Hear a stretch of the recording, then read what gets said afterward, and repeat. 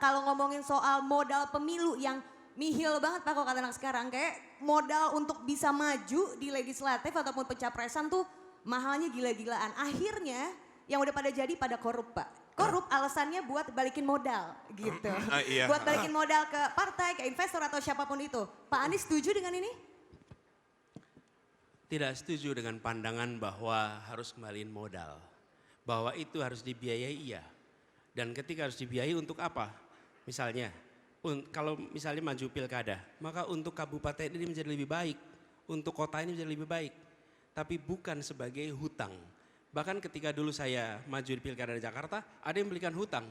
Dan saya minta, hutang ini boleh saya berhutang untuk biaya. Tapi kalau saya menang, maka hutangnya dianggap lunas. Kalau saya kalah, maka saya akan bayar hutang ini.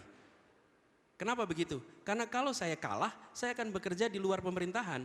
Kalau di luar pemerintahan, saya boleh cari uang untuk bisa menutup hutang saya. Tapi kalau saya menang, saya tidak mau berada di pemerintahan dan harus membayar hutang untuk biaya politik itu. Oke? Clear di situ. Dan sebenarnya Bang Marlo, saya tuh dulu gak pernah mau ingin menceritakan ini. Ini gara-gara dokumen ada yang ngebuka aja keluar tuh. Jadi saya terpaksa ceritain. Viral ya Pak? Ya, tapi saya ingin tunjukkan bahwa ya biayanya mahal. Tapi kalau itu tidak diatur apa? Diatur batasannya.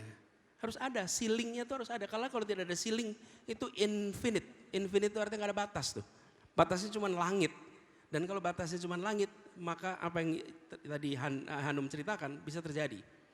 Jadi kepada siapapun yang mendukung, ini adalah untuk lebih baiknya kota ini, lebih baiknya provinsi ini, atau lebih baiknya negara ini.